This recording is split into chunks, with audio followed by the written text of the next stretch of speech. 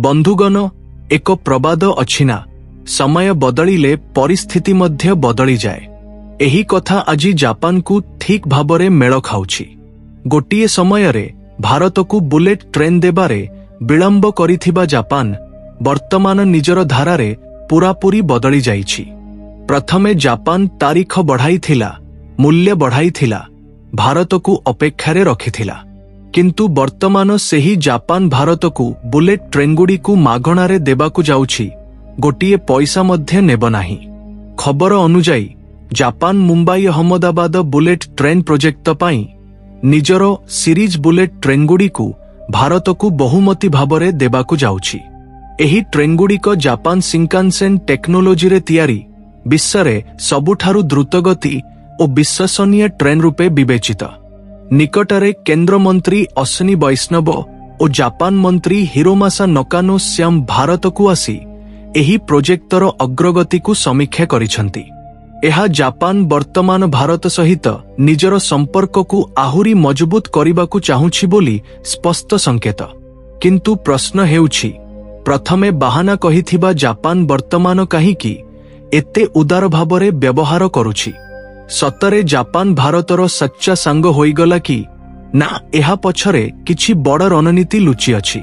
विश्वव्यापी जापान एते महंगा ट्रेनगुड़ी को भारत को मागणारे काहीकि देउछि बोली चर्चा चलिछि। प्रकृत कथा हेउछि, प्रथमरु एही प्रोजेक्टरे जापान पाखरु बहुत विलंब होइथिला। भारत बारंबार मने पकाइथिला हे जापान पाखरु केवल प्रतिश्रुति मात्र आसुथिला। किंतु अचानक जापान मीडिया रे एक रिपोर्ट आसिला जेउथिरे जापान भारत को 2टी बुलेट ट्रेन मागणारे देब बोली उल्लेख करा जाइथिला। प्रथमे केही विश्वास करि नथिले, किंतु परे भारत सरकार मध्य एहाकू निश्चित करिसंती।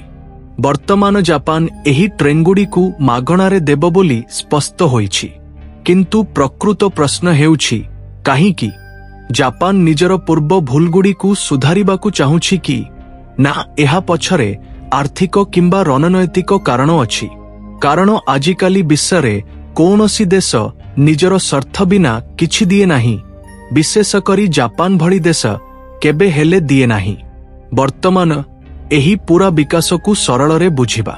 किंतु एहा पूर्वरु एही वीडियो को लाइक करंतु, चैनल को सब्सक्राइब करंतु, कारण आमे आपणंको पाई प्रतिदिन एपरी सूचनापूर्ण वीडियो गुड़ी को गभीर अनुसंधान सहित आणुछु। एठारु कहानी आहुरी रोमांचकर होई जाए। जापान भारत को मागणारे देबाकू जाउथिबा बुलेट ट्रेनगुड़िक प्रकृतरे यात्री को नेबा पाई नुहंती। एही ट्रेनगुड़िक टेस्टिंग और इंस्पेक्शन पाई दिया जाउछि।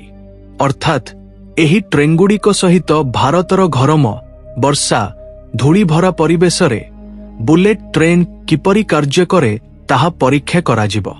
एहा द्वारा भारतर ट्रैक, सिग्नल सिस्टम, अन्य सिस्टम गुड़ी को जांच कराजिब, जहा द्वारा प्रकृत ट्रेनगुड़िक चलिबा समय रे कौनसी समस्या न आसे। एहाकू एपरि बुझंतु, जापान बहुमती नामरे टेस्ट मेसिन गुड़ी को पठाउछि। एही टेस्टिंग पूरापूरी सफल हेबा परे ही भविष्यतरे भारत को प्रकृत बुलेट ट्रेनगुड़िक उदाहरण स्वरूप किंबा अल्फाएक्स सीरीज भली द्रुतगति आधुनिक ट्रेनगुड़िक उपलब्ध हेबे। अर्थात वर्तमान दिया जाउथिबा ट्रेनगुड़िक ट्रायल रनर अंश मात्र। वर्तमान प्रश्न हेउछि, जापान एपरि काहीकि करुछि? कारण वर्तमान भारत बदली जाइछि। पूर्वे जापान को भारत निजर साहाय्य बिना बुलेट ट्रेन तियारी करि पारिब नाही बोली लागुथिला। किंतु भारत बंदे भारत एक्सप्रेस भली हाई स्पीड ट्रेन तियारी करी देखाइबा परे जापान को भारत आउ कहा उपरे निर्भर करुथिबा देश नुहंती बोली बुझाइला। जानुआरी रे भारतर आईसीएच चेन्नई स्वदेशी हाई स्पीड ट्रेन पाई टेंडर जारी करिथिला। एही खबर जापान को पहुंचिला। जदि भारत निजे बुलेट ट्रेन तियारी कला, तेबे जापान टेक्नोलोजी और मार्केट दुईटी हराइब बोली जापान भय कला। तेणु जापान शीघ्र निष्पत्ति नहीं भारत को निजर ट्रेनगुड़ी को मागणारे देबाकू निष्पत्ति कला, जहा द्वारा भारत निजर संपर्क रे रही जापान टेक्नोलोजी उपरे निर्भर करिब। अर्थात ଏହି ମାଗଣା ଟ୍ରେନ୍ଗୁଡ଼ିକ ପ୍ରକୃତରେ ଏକ କୂଟନୈତିକ ରଣନୀତି ଦାନ ନୁହନ୍ତି, କିନ୍ତୁ ଏଥିରେ ଭୁଲ କେବଳ ଜାପାନର ନୁହନ୍ତି, ଭାରତ ପାଖରୁ ମଧ୍ୟ କିଛି ସମସ୍ୟା ଉଠିଛି। ବୁଲେଟ୍ ଟ୍ରେନ୍ କରିଡର ପାଇଁ କି.ମି. ଲାଇନ୍ ନିର୍ମାଣ କରିବାକୁ ପଡ଼ିବ। ଏଥିପାଇଁ ହେକ୍ଟରରୁ ଅଧିକ ଜମି ଦରକାର।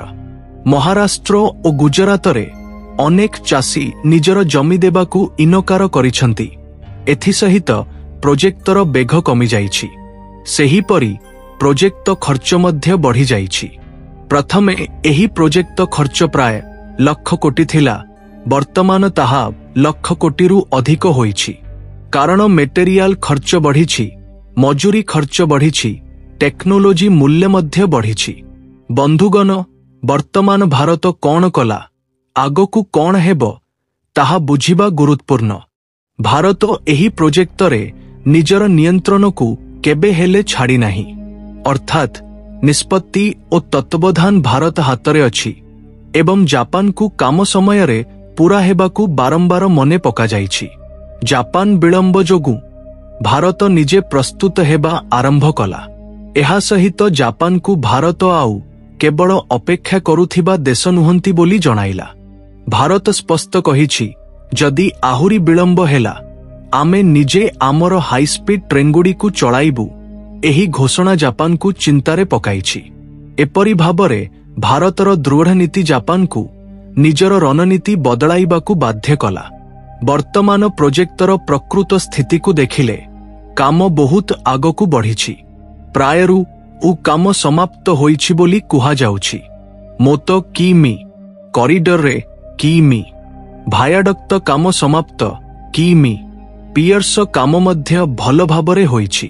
ଟ୍ରାକ୍ ବିଛାଇବା କାମ ମଧ୍ୟ ଆବଶ୍ୟକୀୟ ବେଗରେ ଚାଲିଛି। ପ୍ରାୟ କି.ମି. ଟ୍ରାକ୍ ବିଛା ହୋଇଛି। ନେତର୍କ ଓ ସିଗନାଲିଙ୍ଗ ସହିତ 1,00,000ରୁ ଅଧିକ ଶବ୍ଦ ଅବରୋଧକ ଲଗା ହୋଇଛି। ସୁଡ଼ଙ୍ଗ ଓ ପୋଲ ନିର୍ମାଣ ମଧ୍ୟ ବିଭିନ୍ନ ସ୍ତରରେ ଅଛି। ଏସବୁ ମିଶାଇ ଭତ୍କ କାମ ନିରନ୍ତର ଚାଲିଛି ବୋଲି ଦେଖାଉଛି। ସାଇଟ୍ରେ ହଜାର ହଜାର ଶ୍ରମିକ କାମ କରୁଛନ୍ତି। ଟେଷ୍ଟିଂ ଓ ସ୍ଥାନୀୟ ନିର୍ମାଣ ଦୁଇଟି ଏକାଠି ଚାଲିଛି। ଜାପାନ ପଠାଉଥିବା ଟ୍ରେନ୍ଗୁଡ଼ିକ ଟେଷ୍ଟିଂ ପାଇଁ ଆସିବେ। ଏଗୁଡ଼ିକ ସହିତ ଟ୍ରାକ୍ ଓ ସିଷ୍ଟମଗୁଡ଼ିକୁ ସମ୍ପୂର୍ଣ୍ଣ ଯାଞ୍ଚ କରାଯିବ। ସେହି ସମୟରେ ଭାରତୀୟ କମ୍ପାନୀ ଓ ଫ୍ୟାକ୍ଟ୍ରିଗୁଡ଼ିକ ମଧ୍ୟ ଶିଖୁଛନ୍ତି।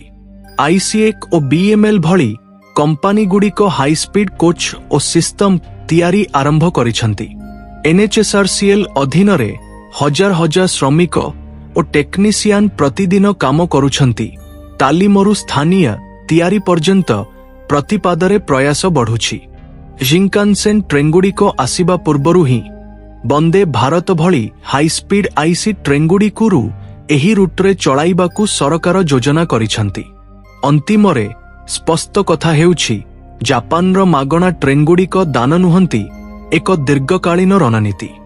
ଜାପାନ ଭାରତ ନିଜର ଟେକ୍ନୋଲୋଜି ସହିତ ବନ୍ଧନରେ ରହିବାକୁ ଚାହୁଁଛି। ଅନ୍ୟପଟେ ଭାରତ ନିଜକୁ ମଜବୁତ କରି ସ୍ୱଦେଶୀ ଟେକ୍ନୋଲୋଜି ସହିତ ମଧ୍ୟ ନିଜର କାମ ଚଳାଇ ପାରିବ ବୋଲି ଦେଖାଇଛି। ଏହି ପ୍ରତିଯୋଗିତା ଦୁଇ ଦେଶ ପାଇଁ ଶିଖିବାର ସୁଯୋଗ ମଧ୍ୟ। ଆପଣଙ୍କୁ କ'ଣ ଲାଗୁଛି, ଭାରତ ପୂରାପୂରି ନିଜର ହାଇସ୍ପିଡ୍ ଟ୍ରେନ୍ ତିଆରି କରିପାରିବ କି ନା ଜାପାନ ଟେକ୍ନୋଲୋଜି ସାହାଯ୍ୟ ଦରକାର?